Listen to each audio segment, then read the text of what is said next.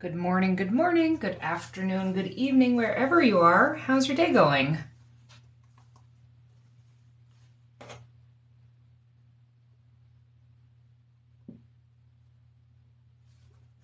We're going to be doing something a little bit different today. I'm a little tapped on ideas, but I know there are a bunch of new beginners who are just getting started. So what I thought I could do today is answer general questions. Hi, hello. And do some troubleshooting. If not, I've got a little test I'm gonna run if we don't have any questions. So why don't first of all, where's everybody watching from? And do you have any fun plans? Because we do have a couple minutes before we officially get started.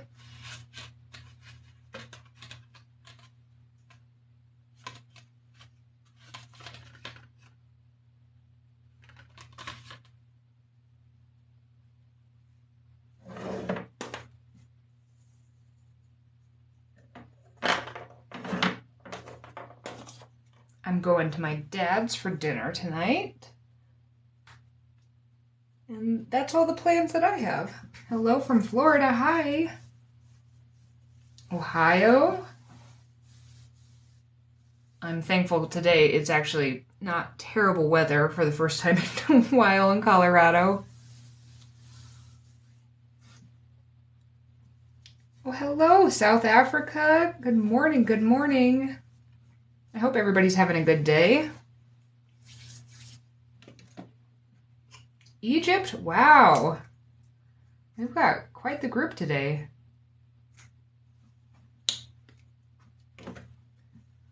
Last night, Nick and I had a cheese plate, and then I spent the rest of the evening painting. It was a pretty nice Friday. I live in northern Colorado. Good morning, South Dakota.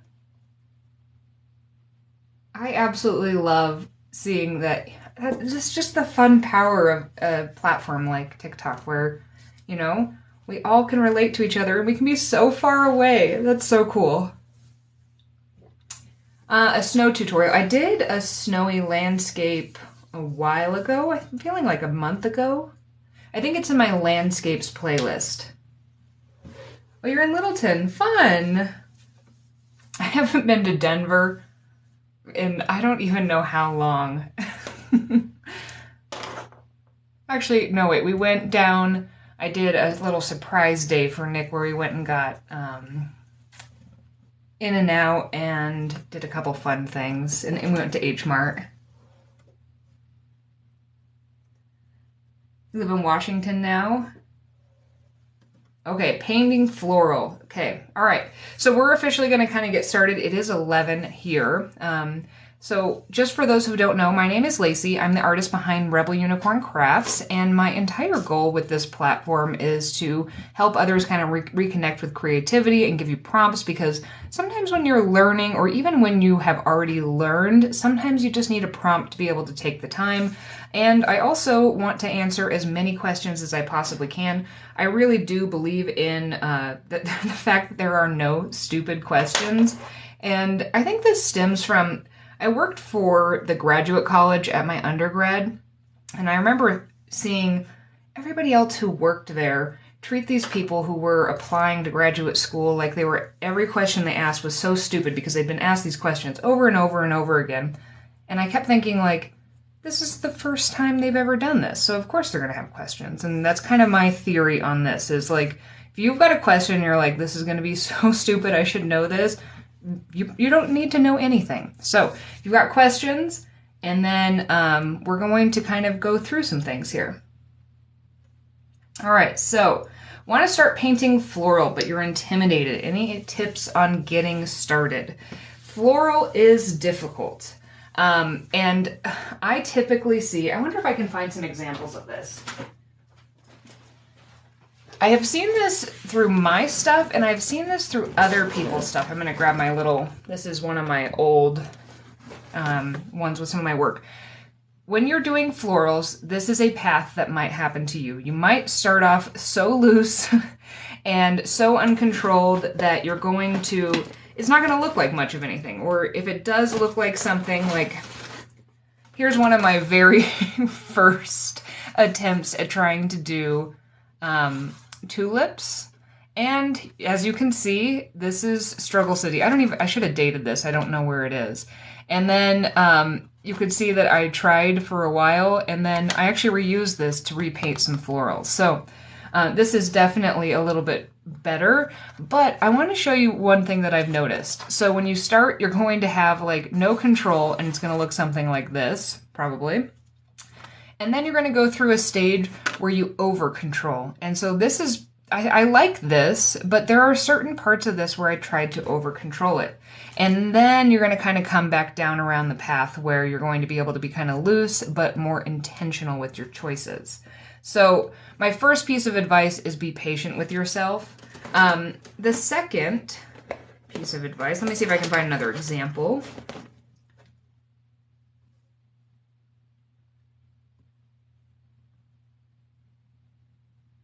Okay, sorry, I'm scrolling back to see if there are any follow-up on this. Gosh, I really need to organize this. This is just so full of stuff that is... All right, here are some more floral examples. So the other piece of advice is start simple. So when you're looking at florals, things like something like one of these Black-Eyed Susans, that's going to be pretty easy to achieve, or these hyacinth, I think they're called. Those are also fairly easy to achieve. And so I would be selective in the ones that you're choosing. The roses can be easy, but one of the keys to it is maintaining the white space, these little kind of like types rose things. And it's until you've kind of gotten over your fear of leaving white space, I would wait to do something kind of like this, because these tend to, you want to really put everything close together. The other tip I have is if you're really struggling with it, throw some pen details on it. It might be able to help you kind of actually embrace what it is, and it'll also help you kind of see where you wanted some of those individual petals and things like that. Okay, let's see. I might do some more florals. Like I've been thinking about redoing some of these poppies and things like that, because some of these are pretty easy. Use your brush. See these strokes here? It is literally just this brush shape. So pick something where it's going to be easy and you can kind of just tap around to kind of get an idea of how to form things and leave white space, and set yourself up for success. And then also just be patient with yourself. Is my best advice for that. Okay. All right, let's move on to the next question. All right, how do we control water? Let's explore this a little bit. Let me grab a pad of paper, because this is something that I do want to get better at actually teaching, and having some more examples of. Also, look, I made this at pottery. I joined a pottery studio recently, and this is supposed to say dirty or clean and dirty for my two different water containers. But how cute is that? And it's got a little rest for the brush. I'm so proud of that. Hello from the Philippines.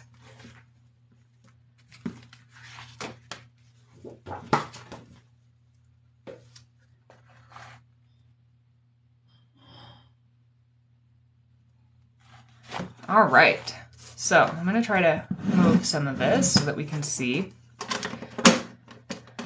Okay, water and brush control. We actually did a little bit of a video on this earlier this week.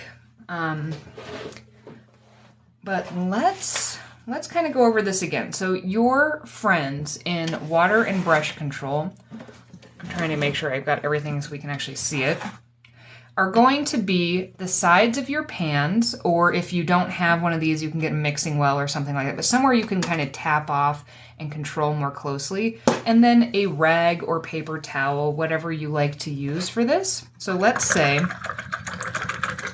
okay, I'm gonna do a couple things here. One, I'm gonna spray my paints so that they're reactivated and I can get more from them. And the other is, rather than just doing a wash of water, I'm actually just going to add a bunch of water to this light pink so that you guys can see better where I'm placing this down.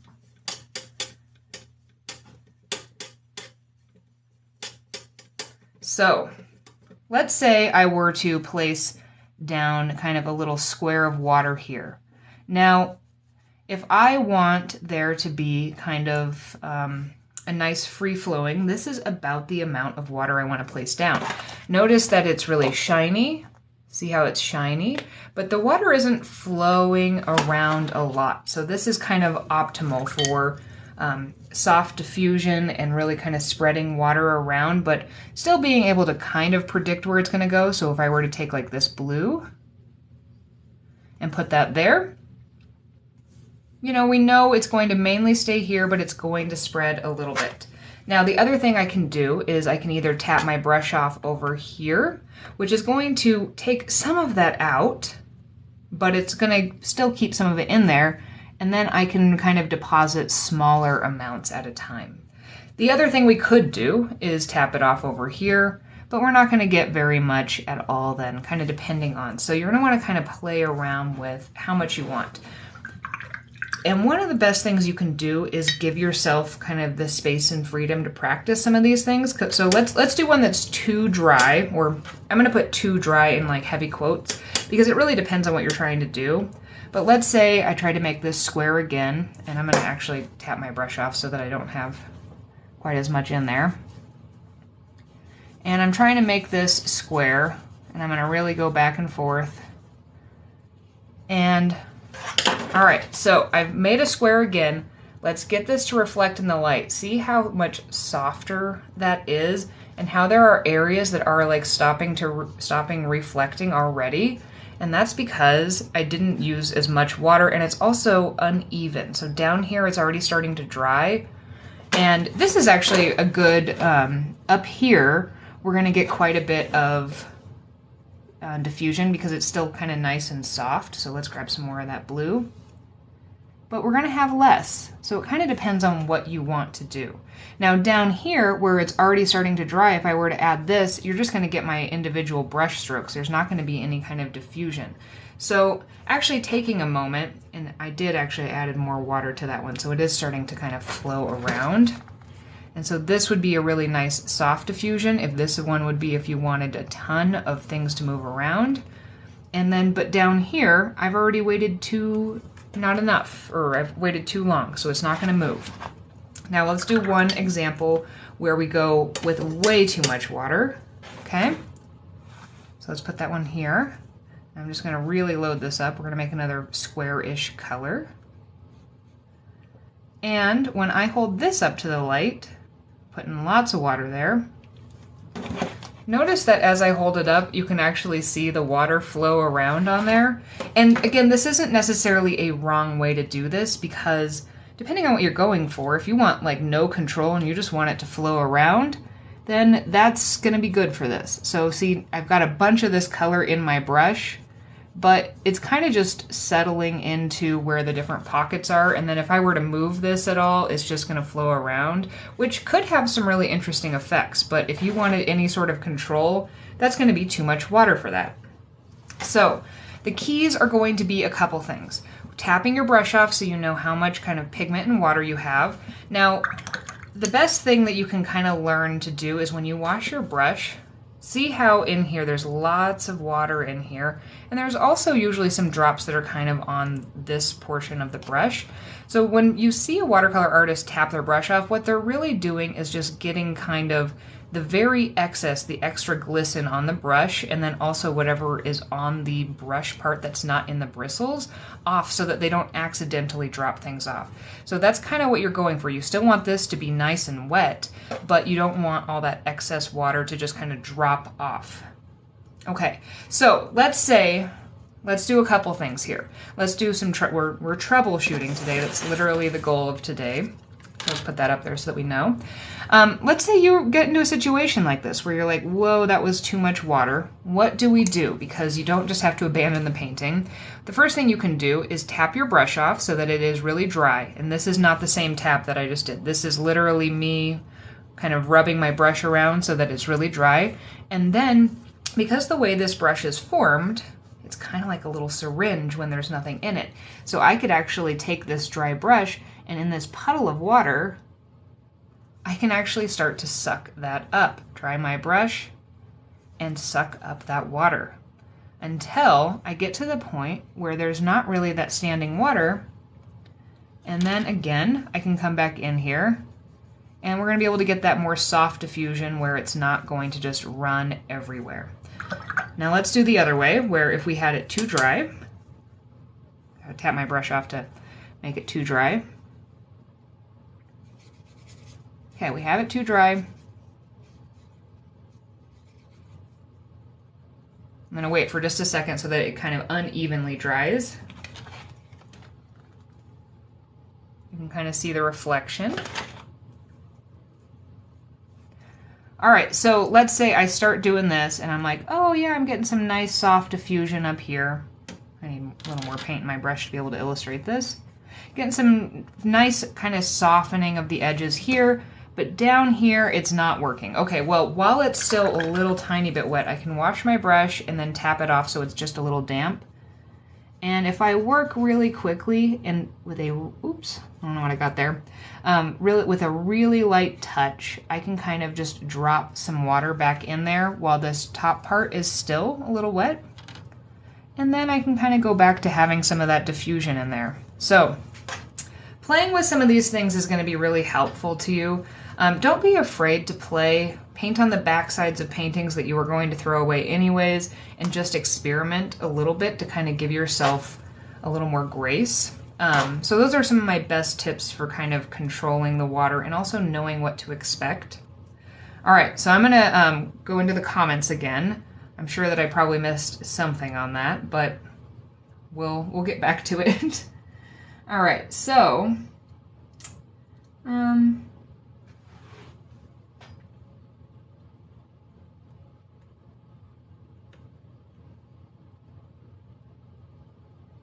my favorite paper for beginners, my one that I mainly recommend is actually this, which is Canson. And this is probably one of my more controversial opinions, because a lot of watercolor artists will tell you that you can really only use cotton paper. And to be fair, cotton paper is easier to work with in a lot of situations, but most cotton papers like Arches are really expensive. So like this pad here comes with 30 pages, 9 by 12. I can cut this up into a whole bunch of different sheets, and this is going to cost me, depending on what sales and stuff are at Michael's, somewhere between like $7 and $10. Whereas, let me go grab the other pad so you can see it.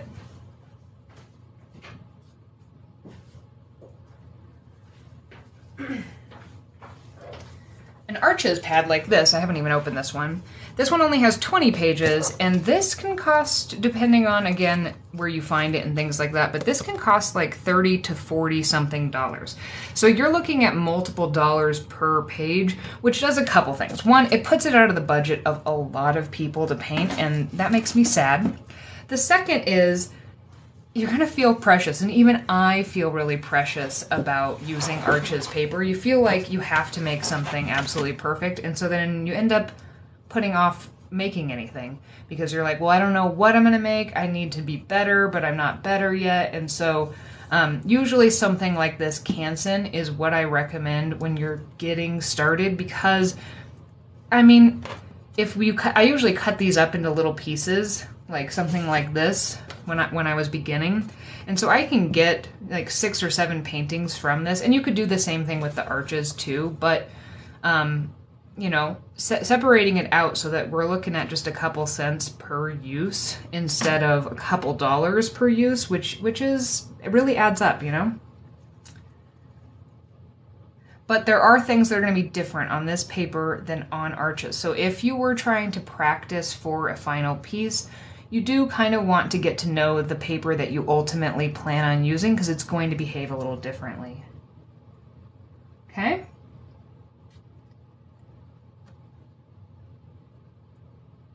How do you control the water so you don't damage the paper? Okay, so we were kind of talking about this a little bit.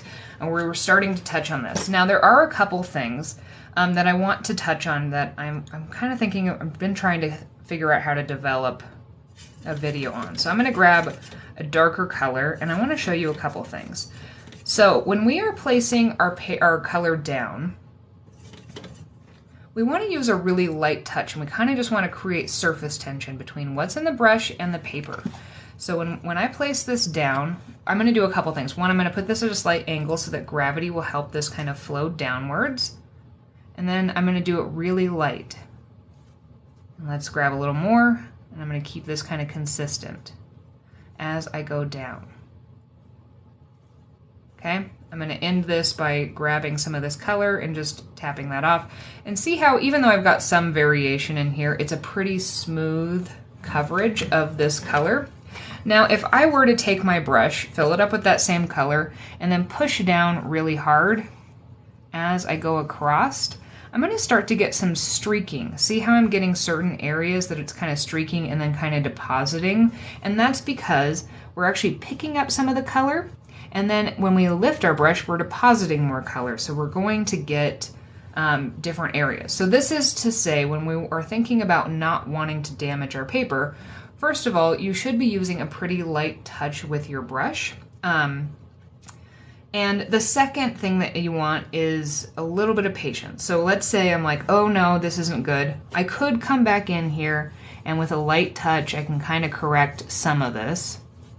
But the other thing that we should actually do is just wait. Like if you just waited and let that dry and then reapproached it and tried to kind of learn from what you did that didn't work well, that would help. Because the more and more you scrub on wet paper, every paper is going to be different in their levels of damage. But let's try to take this bottom half and let's try to like ruin the paper here. So if I just keep coming in here and I'm really scrubbing, let's say I'm really trying to get this water out or that color out of there, I just keep going.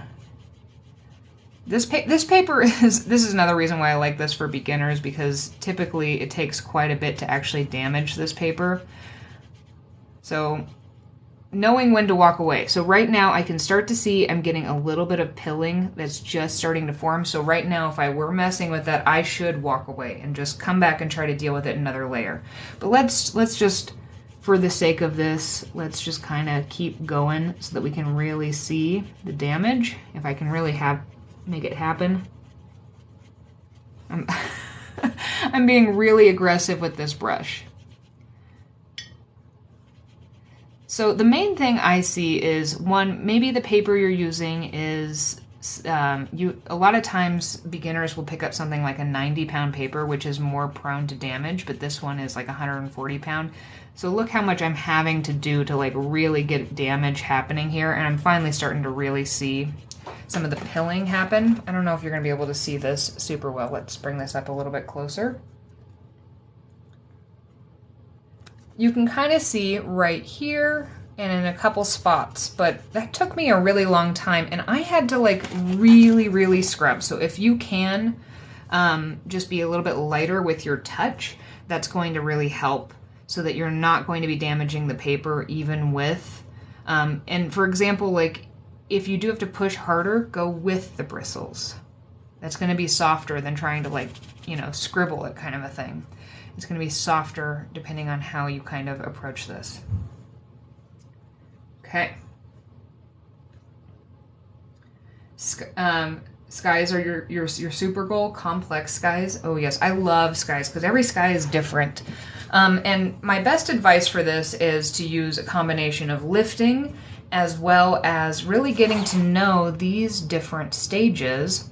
And also, Leslie Strauss had a really interesting video the other day. She's another watercolor artist on here, where she talked about taking, if you have a larger watercolor supply selection, this really only works for that, but taking a couple different colors and mixing them together on the paper in a couple different ways so that you can see how they separate and react to each other. Because sometimes, like this reaction here is really pretty, but I probably wouldn't get the same reaction using a different blue for my palette. So let's get a different one here.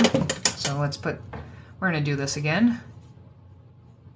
But yeah, check out Leslie's video on that, because that's another thing you can do for really complex skies is getting to know what colors are going to give you the results that you want. All right, so I've got a different blue in my brush. This is different than this one. And let's just see how it differs in how it moves. This one's more similar to an ultramarine, and ultramarines are usually less staining, and they're also a little more kind of granulating, so we're going to get different effects here. And you can already start to see some of that happening. See how it's settling into the texture of the paper more so than it did up here? So getting to know that, and then also getting to know those different stages of drying depending on how much movement and kind of chaos you want in the sky.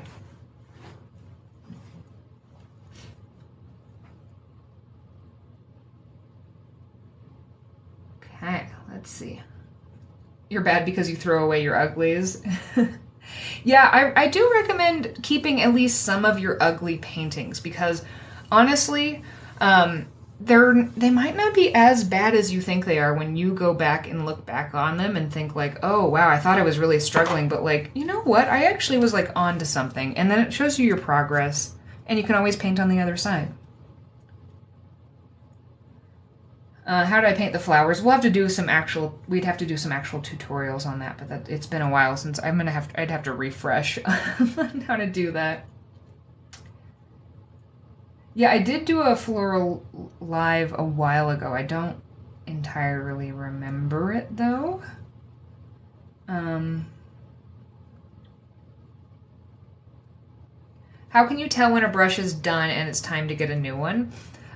Let's see, sometimes I save some of my damaged brushes, because I have to tell you, I'm one of those people where it's like, do as I say and not as I do, because I am not a very good brush owner. Okay, so let's see if I can actually show this. I hate cleaning stuff up when I'm done painting, and so it ends in kind of disaster. So you want to look for a couple things. So this is a good brush here, and see how we still have a really nice point here. And also, there's no real fraying on any of these bristles. It looks very smooth, kind of like split ends on hair. Whereas this one, you can see that the tip is starting to kind of bend in one way. And then, this is going to be hard to see, but when we look at it, the edges of these bristles around here are going to start to look kind of rough and kind of like damaged hair. And that's about the time when I don't usually throw away a lot of brushes until they're like really, really bad. But that's about the time you're going to start to kind of think like, maybe there's some damage. And if you start to see, you know, reduced results, then it might be a good time to replace it. But you could still work with this too.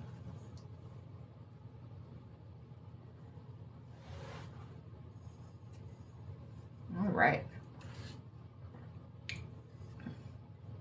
Okay, yeah, I saw that video of the art teacher using the dry letter noodles to press words on, and I so wanted to do that, because my signature is not very good. I still need to buy a stamp, so this is another one. I'm working on these little like water bulbs. How cute is that? But yeah, mine is like, I don't know, it's not as cute as the whatever letters, but I also should just get a stamp, but I haven't decided what I want my stamp to be. Good evening, hello.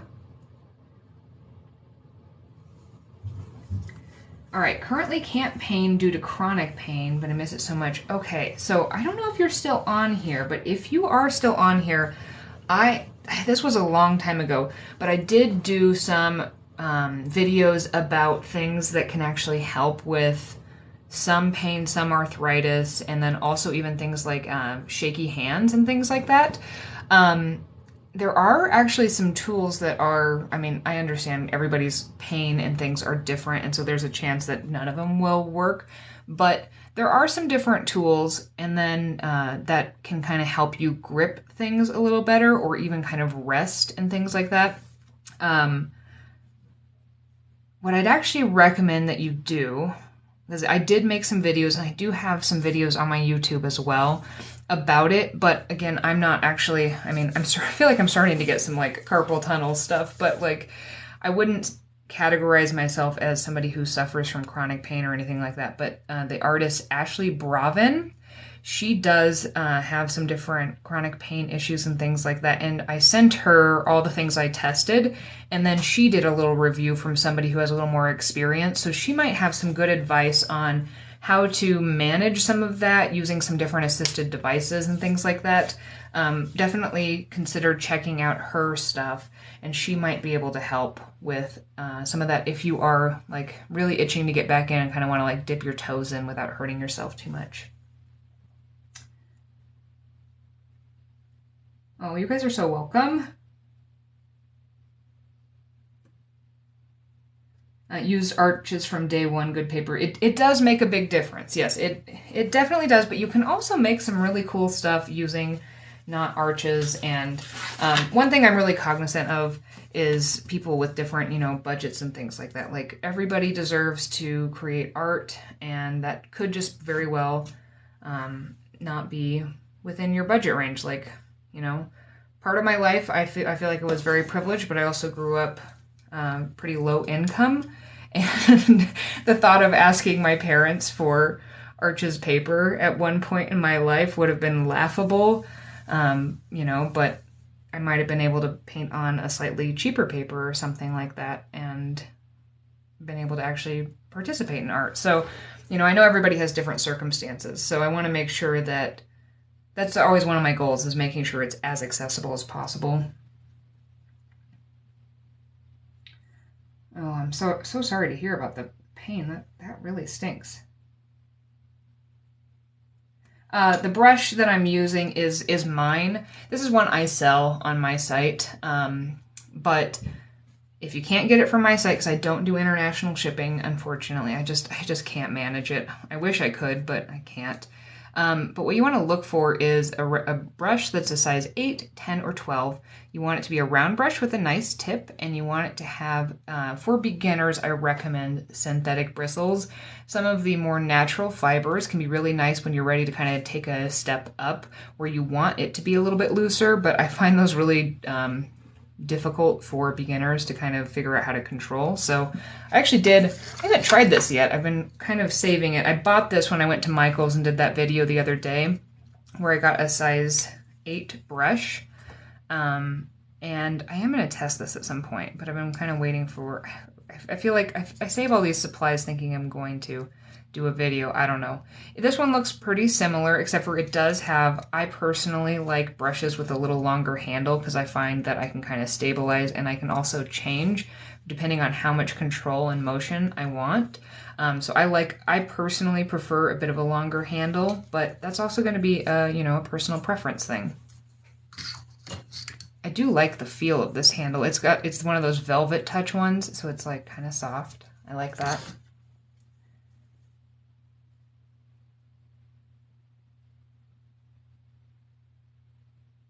Let's see. Going back into the comments.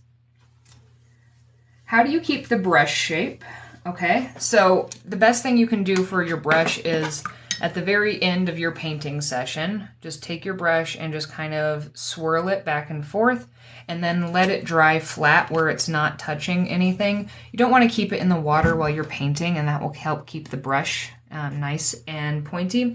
My problem I usually run into, let me show this with my other one just because, is I will finish painting and then I will leave it like this, kind of like pushed up into this, and then that will kind of damage it. So you can get a brush holder or just make sure that it's kind of sitting up so that the bristles are not kind of being pushed in any way. And then the way it dries is the best way to kind of just keep it like that.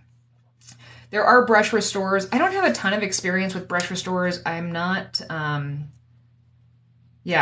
I'm probably not the best person to ask that question to, because I just don't really have much experience with it. The other thing I have experimented with, which actually worked pretty good, was since these are synthetic bristles, anything with synthetic bristles, if you dip it in a really hot water, it does want to return back to its original shape. And so that can actually help the tip. If you have a bent tip, that can be really helpful.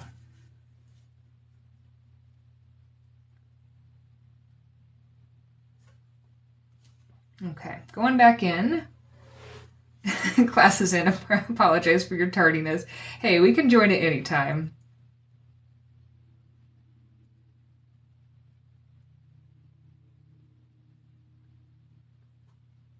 Thank you guys for helping each other out in the comments. I really appreciate that.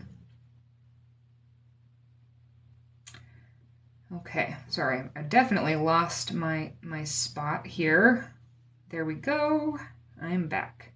So yeah, somebody is having other pain as well, and they say they kind of split it up into little 5-20 minute things. That's that's a really good tip. Is sometimes we think like, oh, I need to have hours and hours and hours to do something creative, and like even aside from pain, if you're just like struggling getting back into it, 5 minutes is enough. If all you get to do is make a couple strokes, or even if all you get to do is tape your piece of paper down, that's enough. You've done something to work towards creating if that's your goal.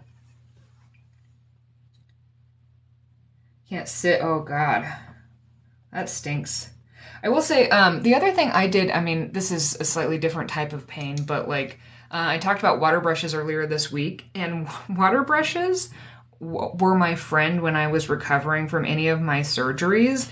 And I would be able to kind of like lay on the couch and very lazily, I would use like those watercolor markers, and then a brush. So like these watercolor markers that have watercolor in them. So you don't need to have like all the water, and then I would use a water brush to kind of smudge it so I could kind of do it from whatever angle was comfortable enough for me. But again, this is all predicated on being able to, focus long enough. If you're not in that much pain, if you're in that much pain, it might just even be hard to just even gather the supplies. So I'm really sorry you're going through that.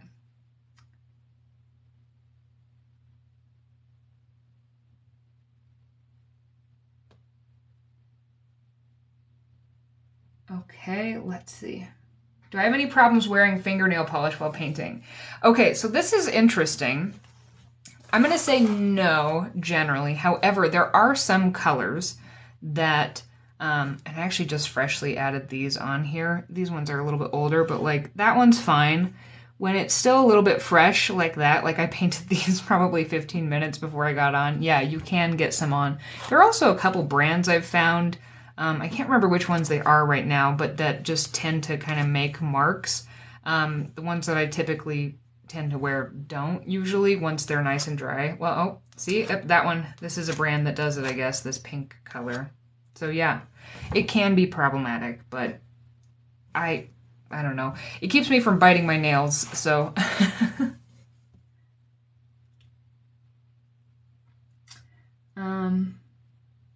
Let's see. What is a glitter badge? I don't know. Also, yeah, if you get, please guys, if you have to pay for anything in the live, don't pay for it. It doesn't end up actually giving the people who are, doing the live all that much, and they just take your money. So you don't need to spend money on that. I really do appreciate it, but yeah, it makes me yeah. I know, because I used to there were a couple people I would gift and things like that, and then before I even really started going live and stuff, and then I realized like how little of that they actually see.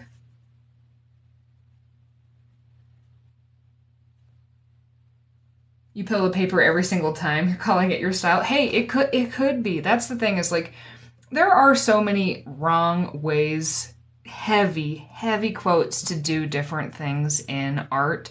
And honestly, there is nothing wrong if it works for you, if you like it, and if it doesn't completely, like if you don't poke a hole in it, unless maybe, hey, Maybe your goal is to poke a hole. Maybe that's part of the art. It's totally up to you. But yeah, I will say if you want, I mean, if you're trying to achieve certain things, that's when the lighter touch is going to be more helpful for you. You build an arches block. I'm pretty impressed. I'm sorry. I feel like I'm really behind.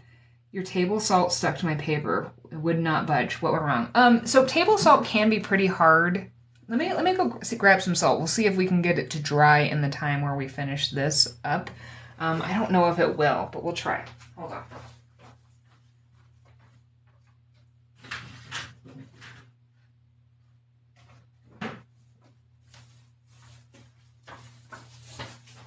Here is my container of salt.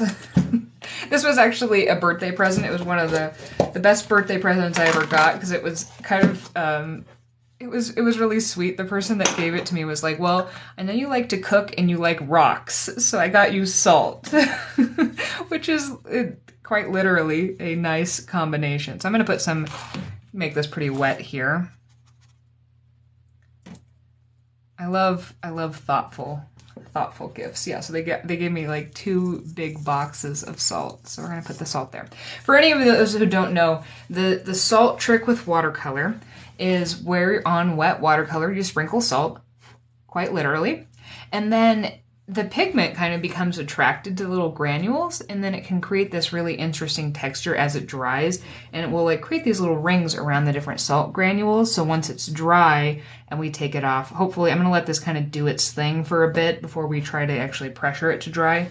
But now is a good time to kind of do that before we get too much further in here, and maybe we can see how to remove it, because in my experience, not all of it comes off. And so it's kind of a last step. You don't necessarily want to paint on top of it again.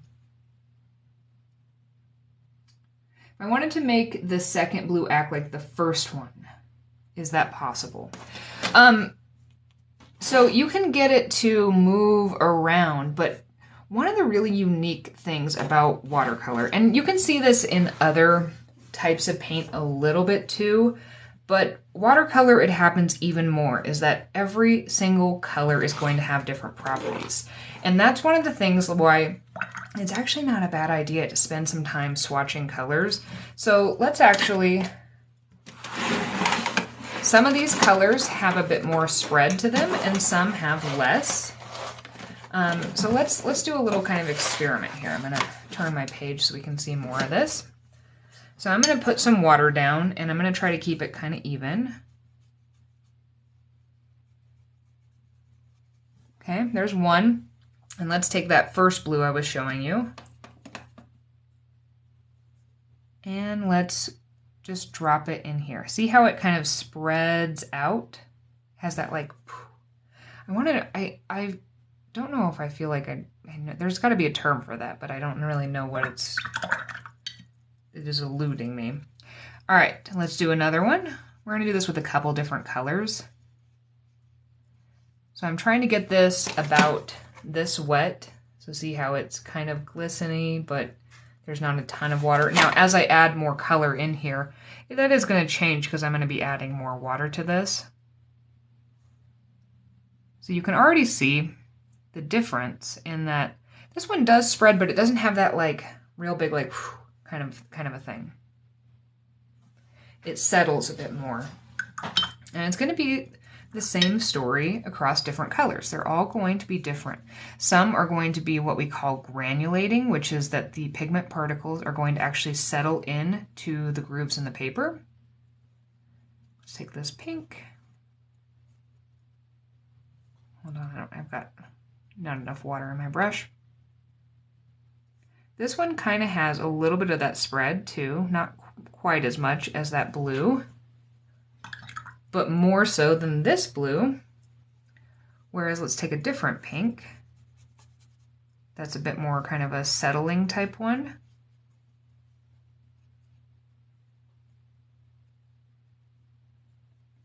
I'm trying my best to kind of recreate the same conditions for each. See, this one kind of settles more than it does more than that one does. And each of these are going to have different effects. And so actually taking some time to kind of play with and get to know, you can get each one of these colors to move a little bit more or less. Like if I were to, you know, make this wetter. Oops, I had some pink in my brush, but that's okay. Now, if I were to make that wetter, and then I also took more of this in here, I could get this to kind of move around more, but it's not going to work exactly the same. It's just going to have slightly different properties in how it looks and how it moves. See how much it's already settled into some of those grooves and things like that? That's just some of its natural properties. The other thing that, you know, you can, when you're testing, is how well different colors lift. So for example, even once they're dry, we can come in with a wet brush and just see with some light scrubbing how well we're going to be able to pick up that color. Now, usually pinks and reds are more staining than things like blues and some greens. I actually don't know about this green because this is a custom mix of colors, but my gut instinct tells me that this will be easier to actually lift the color out because it stains the paper a little bit less than something like that. See how I can lift that color out? What kind of paint do I use? I use all sorts of different types of paints. This is one of my sets that I sell for beginners because I really like how kind of vibrant and pigmented and also varied that some of the different effects are that the different paints have. I also do make my own handmade colors, and so this is filled with a bunch of mine here, and I do really like using these. Handmade colors are typically they're usually pretty vibrant depending on where you buy them from, but they are also more of an opaque paint, so they have more coverage. They're not as translucent, usually. But the other paints that I really like, I do like this brand Core, which, by the way, if you've been asking me for tube paints, I do have this on my list. I need to, not for me to like sell or anything, but to show you guys how to use these. I do have this on my list because there are a lot of questions about this, using tube paints. I love Core. I also really like, it's been a while because they stopped selling the ones for a while. I think they're back now. But this brand Shinhan is actually really good quality for the price, or it was. I feel like they changed it and upped the price, which is kind of why I stopped using it, because this used to be my recommendation. Daniel Smith is really nice, but I love I think Core is probably my favorite high-end brand, but I really like this too. They just, like, their spread, they're really known for this.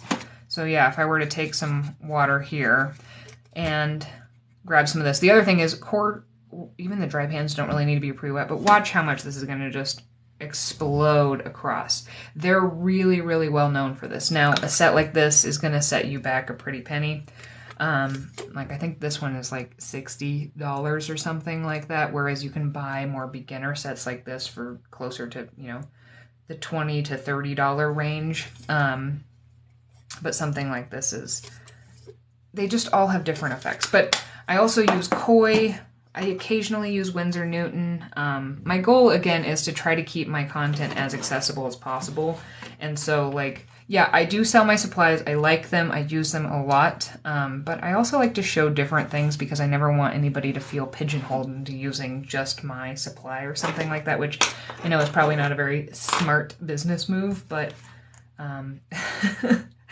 I don't know. I guess this, like, the whole theory behind this whole thing is more important to me. So, yeah, I use a lot. Plus, it's just fun to kind of experiment and play with different colors and things. Brush recommendations: find a good round brush, 8, 10, 12 with Taklon synthetic bristles.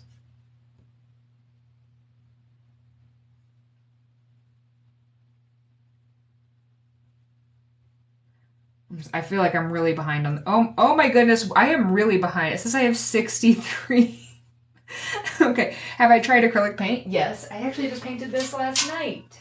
I don't know if you'll be able to see how much of this you'll be able to see, but it's a big. I'm gonna post a picture, maybe a video of this. But I did that last night. That's what I painted.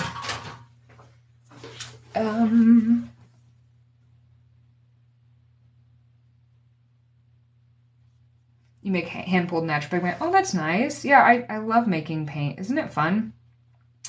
Paint evergreen trees. We'll have to do a different thing for that. Lucas paints.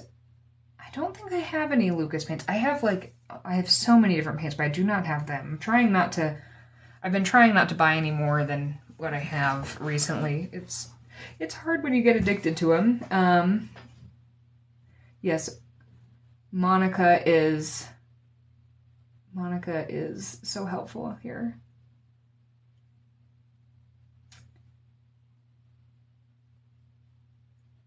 Oh, thank you. Okay, I can already tell. I'm so sorry. I'm so behind. All right, I'm going to actually re-skip. I apologize if you asked a question a while ago. I feel like I'm so behind. I just need to like get closer to where we actually are in this. Yeah, lifting colors works really well for creating clouds. Exactly. That's one of my favorite things to do.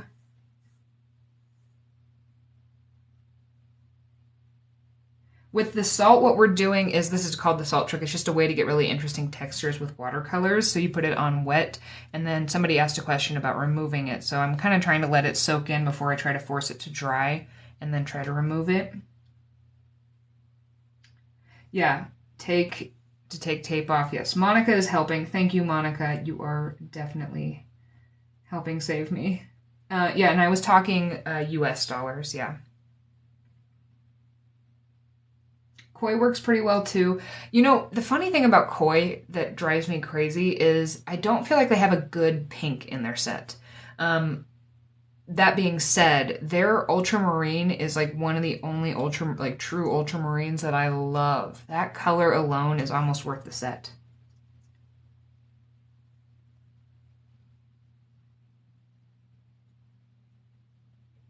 Oh, I do love the Viva color sheets too. They're fun. They're more like an ink-based thing, the Viva ones. So yeah, you know what's funny is I wouldn't have thought that saying what watercolor brand do you recommend would be such a complex question, but it really depends on a bunch of things. What do you like about colors? What colors do you like to work with? What your price range is? And a lot of that is going to really, really vary person to person. And so making a, kind of a blanket statement is really hard to do. Yeah, we're using Canson paper today.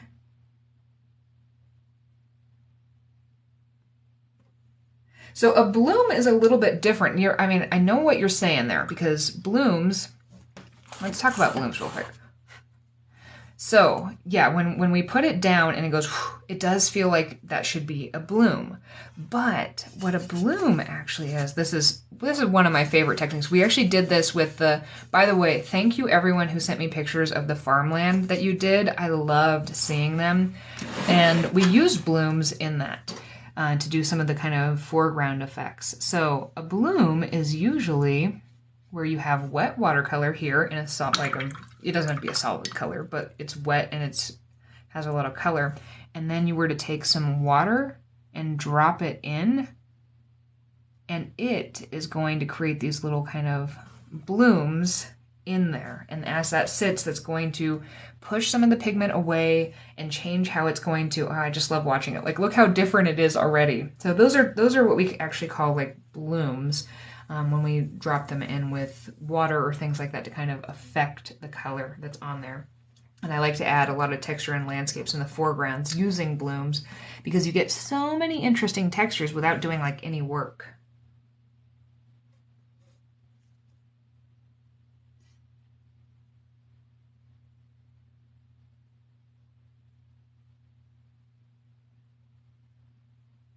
Okay, let's see.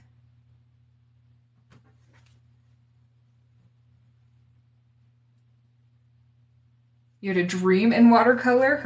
that might be a sign that, yeah, you should play with some watercolors. Oh, I just choked on my spit. Sorry.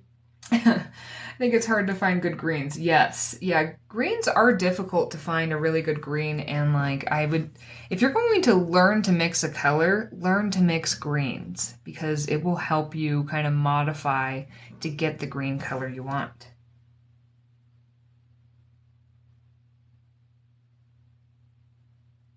You've always painted in oils, recently started watercolor. Oh yeah, so my grandma paints in oils and she really wants me to paint in oils. I do not have the patience for oils. I admire those of you who do, but it is even just the drying plus the amount that I paint, my whole house would be filled with just like surfaces trying to dry oil paintings. Yeah. Okay, yeah. So the actual terminology. Yeah, there are a couple interesting terms in watercolor to get to know. And yeah, blooms is one. I kind of do wish that what you were referring to blooms is what they actually called it, because to me that kind of feels a little bit more natural. But the other thing is called a back run, and we're actually seeing that happen here. And somebody else is asking about the splotchy colors and how to kind of change that and make them less splotchy. So there are kind of two camps in the watercolor world. One camp that loves these kind of splotchy effects, and these are actually called back runs.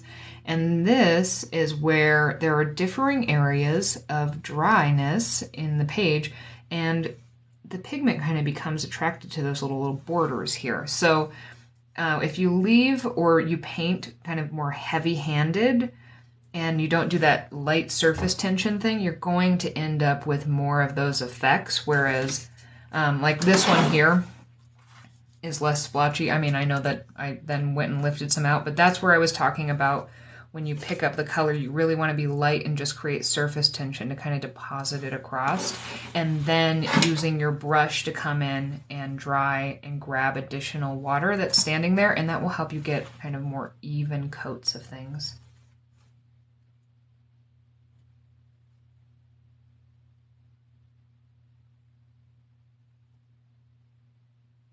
You need to learn to accept blooms. Blooms can be so pretty. Let's see, can I find that painting we did? I gotta remember what did I paint that on last time? So we can kind of see how they could be used to a practical effect. This is that farmland that we did together a couple weeks ago. And so I intentionally put the blooms here to create the kind of, they almost look like, like tumbleweeds or something like that. I mean, it's supposed to be crops, but you can actually use them to, really make something kind of stand out and create texture. The other thing is watercolor is really unique and beautiful, and some of those things that happen are what make it the medium. I mean, it depends on what you're trying to achieve. If you're trying to go for some sort of realism and things like that, you're probably going to want to learn how to avoid those. And it is a little bit, I find it's harder to create blooms and things like that on arches because the paper is more patient.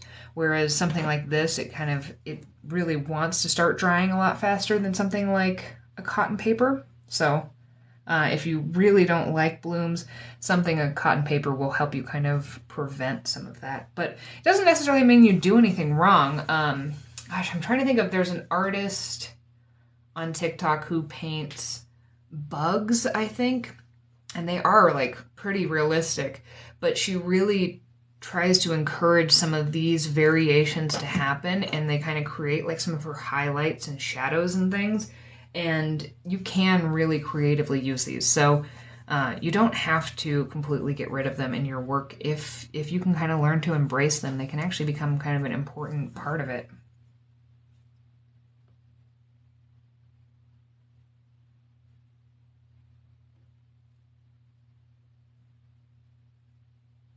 Yeah, watercolor and acrylic are very different things. Like I definitely get in moods to do different things. Like last night, that's why I painted with acrylic, because I was in a different kind of a mood, because you have to have a different mindset about placing the colors down and things.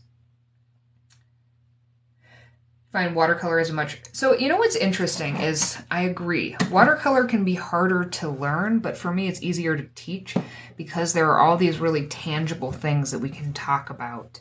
And there are these experiments that you can do to get to know things. So it can be really hard to learn, but if you kind of take a more scientific approach to it, it can kind of help with that. Whereas things like, I have a hard time teaching, I haven't even really tried to teach any like acrylic painting classes because a lot of it is just the feel and like knowing where to put the colors down. And that can take a really long time to kind of do, whereas you can be a little more methodical with watercolor.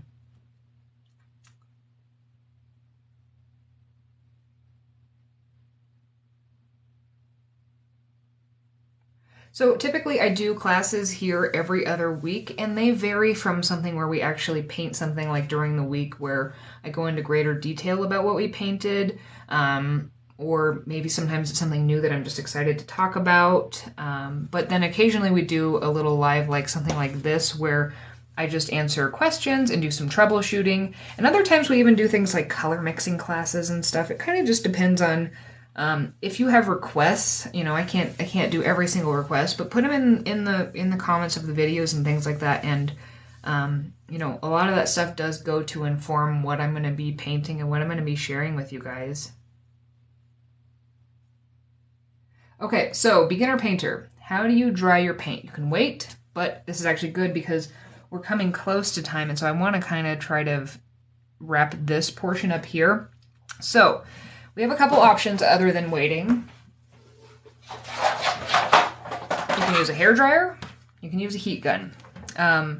For those of you who are sensitive to noise, there will be coming up in a little bit quite a bit of buzzy noise from these. I'm going to be using my heat gun. I've been liking a heat gun more recently because it has less like push air and more just kind of heat, but you do need to be careful you don't burn the paper. But I'm going to actually go ahead and try to dry this. So if anybody is sensitive to noise, go ahead and turn your volume down, mute me for about 30-ish seconds or a little bit more. Whenever you see this gone, the noise will be off. All right, so 3, 2, 1.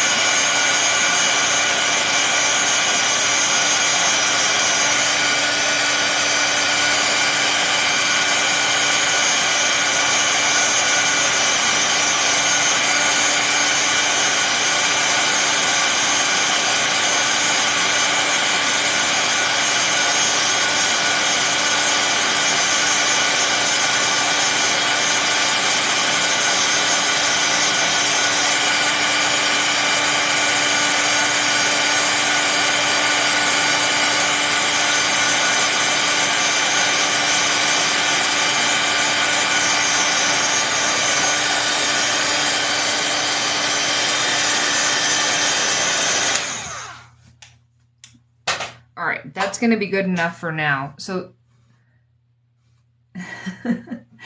you're welcome. All right, so we're back to quiet land, so feel free to turn it back up.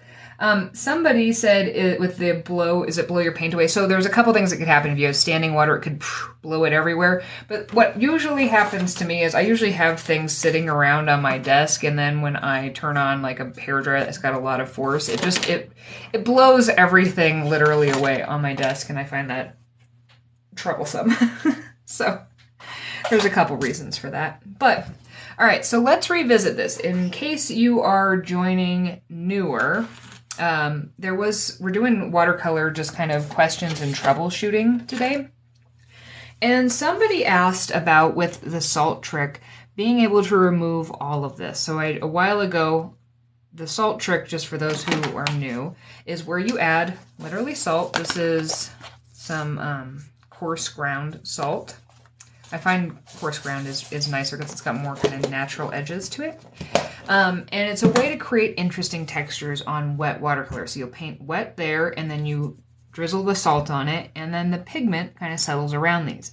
Now, you could potentially leave this on there if you really wanted to, but the other thing we can do is just kind of rub our finger around. We do want to be a little careful because since the salt's going to have soaked up some of this, if we were to kind of really drag this across, we can start to deposit some of that color here. You can also take the edge of like a soft rag to do this. So you can just kind of put your finger in a soft rag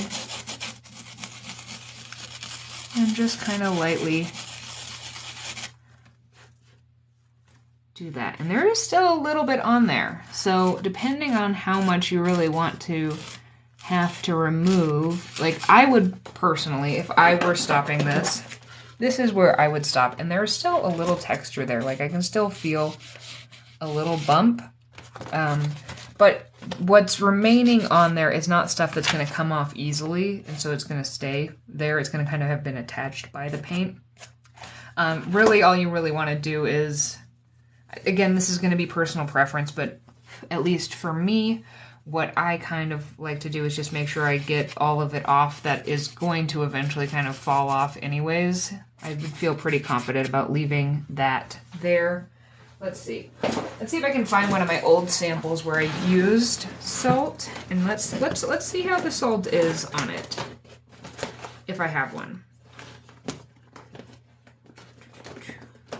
I probably have time for like one more question after this, by the way. So, I don't know. Is there a chance? I really lost the plot on the on the comments. I apologize, but maybe if you guys could vote on what you most care about seeing.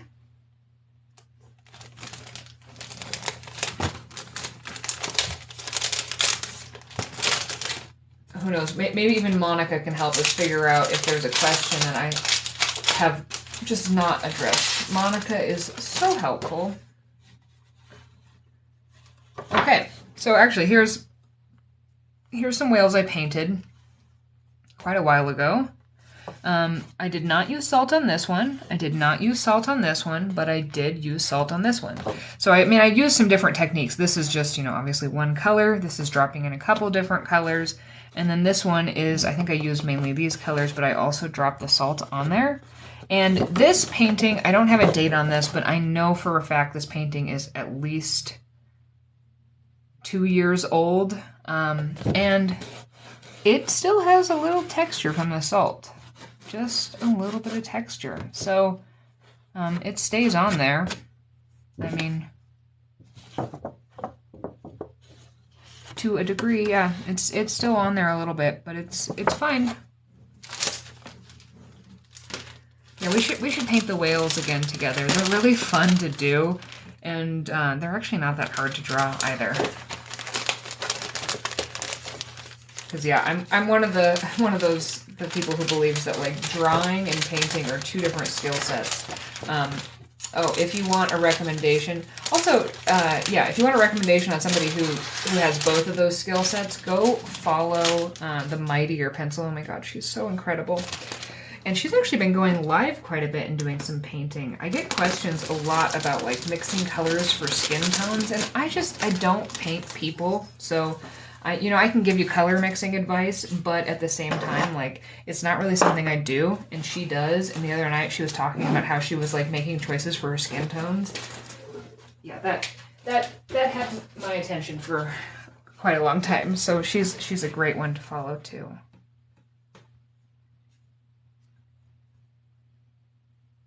How to salvage overworked parts of the paper.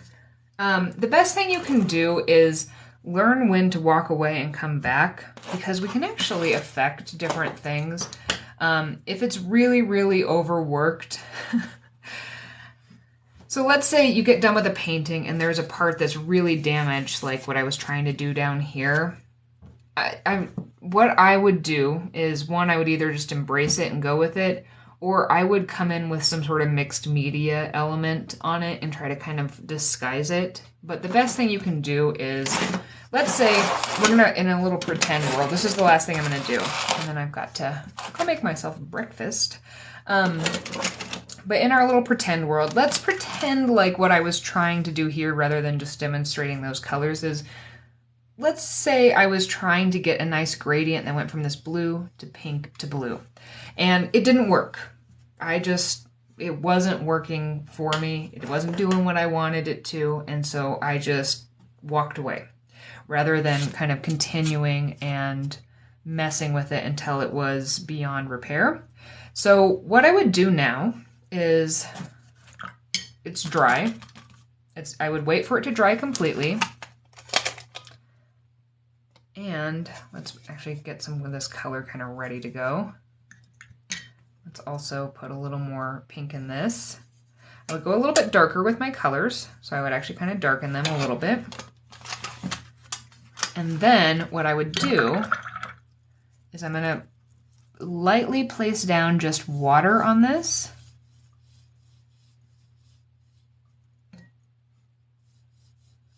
Until I have that nice kind of coating like we talked about, where there's not like, it's pretty evenly wet. I've got a little bit too much on the side, so I'm going to try to pick up a little bit of that. And then I would just kind of try again. So I'm going to start with this pink kind of in the middle. I'm just going to drop this in here.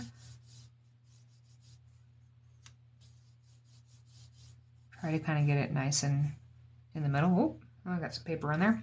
And then I would just kind of come back in here again with those colors. And just very lightly. And then I would just kind of leave it like this. I mean, like, this is not a super great example because that wasn't what I was initially even trying to achieve. But see how much I'm able to disguise what's going on the previous layer by just waiting for it to dry and then coming in with the second layer of paint. We can actually just kind of work to kind of, the best thing to do for overworked areas is learn to just step away, and like, it's not going to be the end of the world if it's not working how you want it to. You can always come back in another layer once everything's dry and settled down and your paper is not at risk of being damaged, to kind of modify and correct things.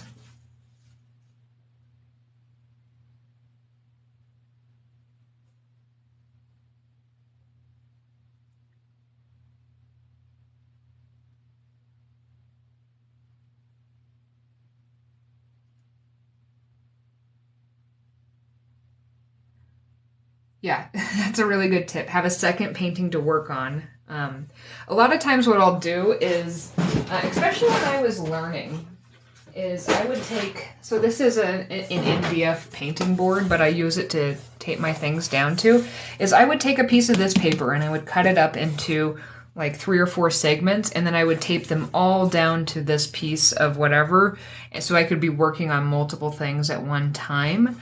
And that did really kind of help me slow down and be a little more patient, because while I was like wanting to mess with something over here, I could be like, no, just move on to the next one, and then you're kind of forced to do that. So that is a great tip, yeah.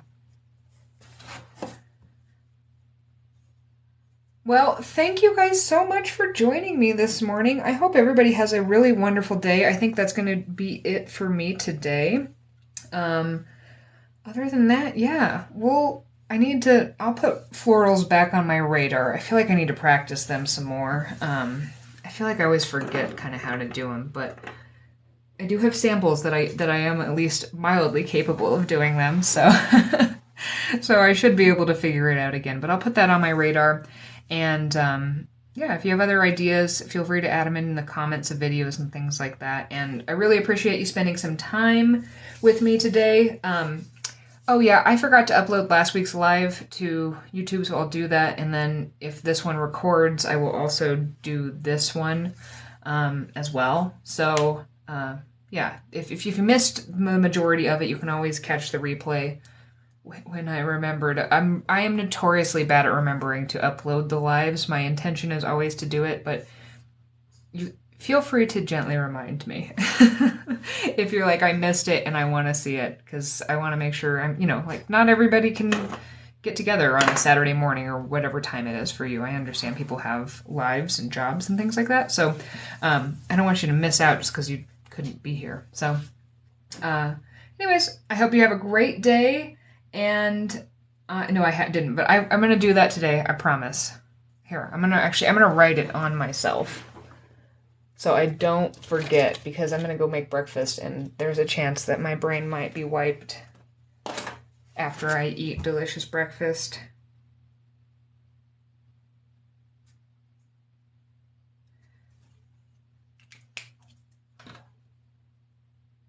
All right. right? It's yeah, it's not morning everywhere. Thank you so much, everyone. I hope you have a great day.